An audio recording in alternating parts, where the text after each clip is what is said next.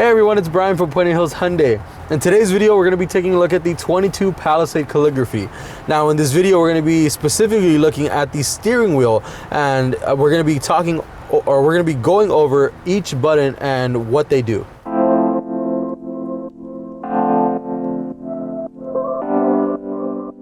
Alright folks, now taking a look at the steering wheel, we'll notice that each side, both left and right, have their own column and sections in which we're going to go over and discuss right now. So let's focus on the right side. The right side, the first button that you're going to find on your top left is going to show a kind of stack of papers, in which I'm going to point at right now. Now the stack of papers is going to be your indicator for that middle cluster screen in front of the steering wheel, meaning the digital display. So if I were to press on this paper icon, you're going to notice that it'll scroll through all the pages of information on the car. Now depending on which trim level you have, that'll change various of the trim level. Now we're looking at the calligraphy edition on this Palisade. So because it's the calligraphy, you're going to get the digital display. So on here you can change things like the accumulated info on the right side, the attention level, and tire pressure monitoring system. Now if we keep moving, you're going to notice that you have other features that you can toggle between as well, like showing you what mode you're in when you're in drive mode, picking and selecting certain content that you want on the screen, the average fuel economy, and just more basic information of the vehicle. Now focusing on the one right next to it, which is going to be the cruise button. So that will activate and turn on the cruise control just like any other vehicle.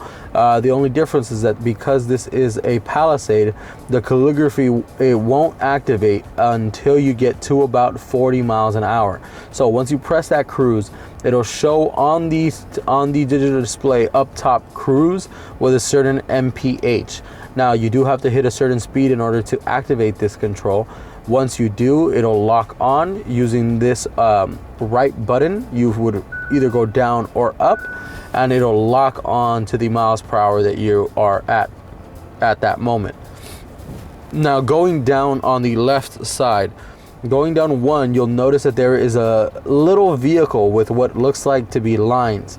Now what this does is it'll actually give you the sensor, and it'll allow you to control the sensor when you are in smart cruise control.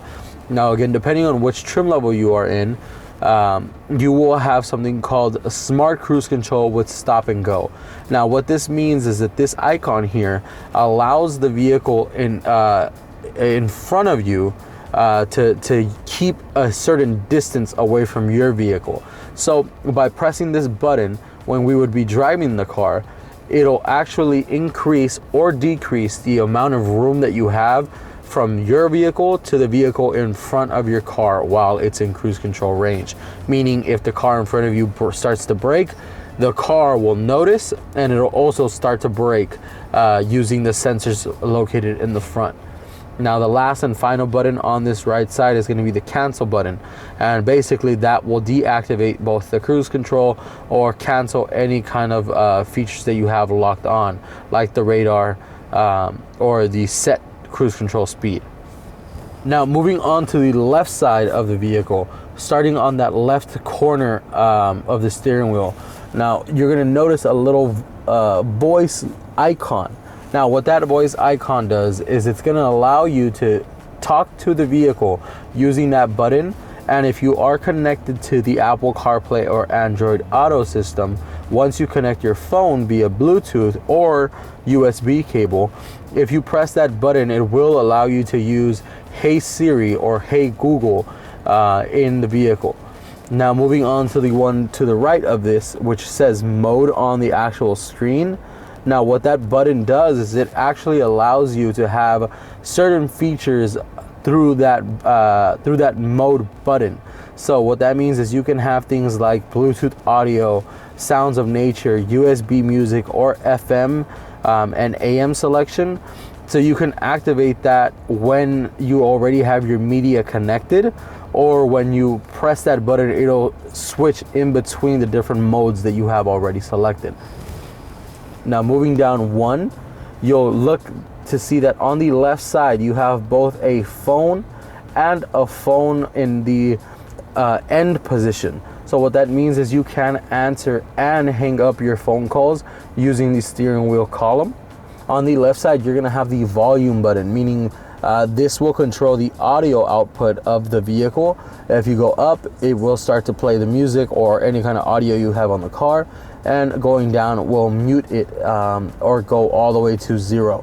Now, if you are in a pickle, let's just say, for example, you have your music playing loud and somebody starts to talk to you, you can press the button inwards and it'll actually mute all sound.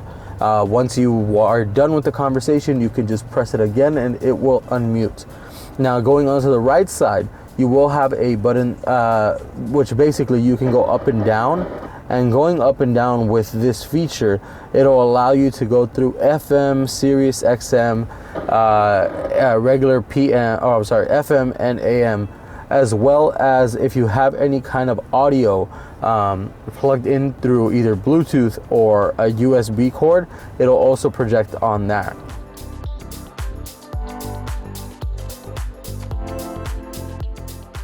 Alright everyone, thank you so much for watching today's video. If you guys have any questions or concerns, please leave them in the comment section below. Thank you guys so much for watching.